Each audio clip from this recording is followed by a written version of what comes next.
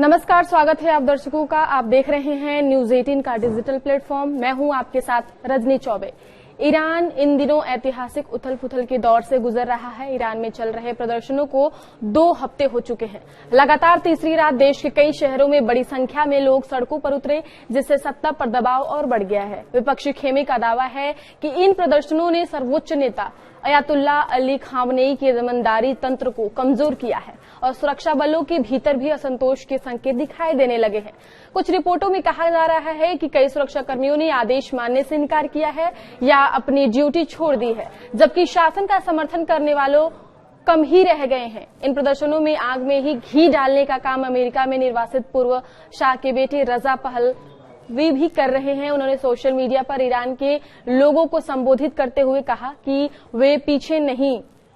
रविवार को एक बार फिर व्यापक प्रदर्शन की योजना बनाई गई है। विपक्षी नेतृत्व ने लोगों से अपील की है कि वे शाम 6 बजे शहरों की मुख्य सड़कों पर परिवार और मित्रों के साथ समूहों में निकले, एक दूसरे से अलग न हो और अपने जोखिम भरी गलियों से बचे। रजा पहलवी का संदेश साफ है कि वे सरकार पर संगठित और शांतिपूर्ण उपस्थिति के जरिए बड़ा दबाव बनाने के लिए लोगों को प्रेरित कर रहे हैं। पूर्व शाह के बेटे का जनता को मैसेज विदेशों में बसे वीरानियों की सक्रियता भी इसी आंदोलन को नैतिक बल दे रही है। दुनिया के कई शहरों में समर्थन प्रदर्शन की तस्वीरें सामने आ रही है, जिन्हें विपक्ष ईरान के भीतर आंदोलनकारियों के लिए मनोबल बढ़ाने वाला माना जा रहा है।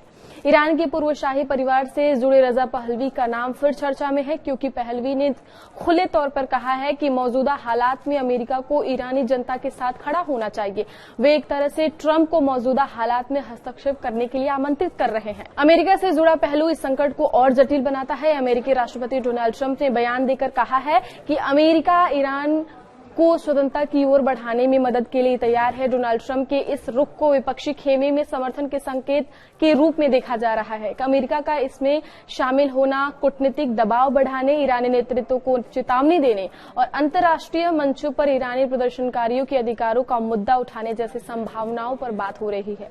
क्या ईरान में उतरेंगी अमेरिकी सेनाएं? हालांकि वाशिंगटन में सैन्य विकल्पों को लेकर अटकलें भी चल रही हैं। कुछ अमेरिकी मीडिया रिपोर्ट्स में दावा किया गया है कि ईरान के खिलाफ संभावित सैन्य कार्रवाई की शुरुआती खाके पर चर्चा हुई है, जिसमें ईरानी सैन्य ठिकानों पर हवाई हमले जैसे विकल्प शामिल बताए गए हैं। अमेरिकी अधिकारियों का यह कहना है कि यह महज नियमित योजना निर्माण है, कोई अंतिम फैसला नहीं है और न ही सैन्य संसाधनों की तैनाती की गई है।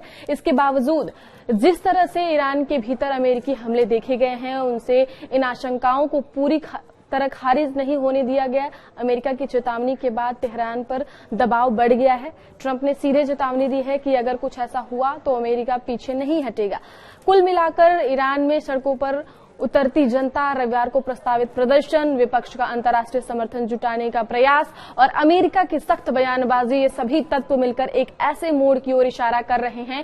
आगे क्या होगा यह इस पर निर्भर करेगा कि ईरानी नेतृत्व आंदोलन से कैसे निपटता है, विपक्ष अपनी एकजुटता कितनी बनाए रखता है और अमेरिका अपने शब्दों को किस हद तक ठोस कदमों में बदलता है। आगे की खबरों के लिए आप देखते रहिए न्यूज 18 का डिजिटल प्लेटफॉर्म। धन्यवाद।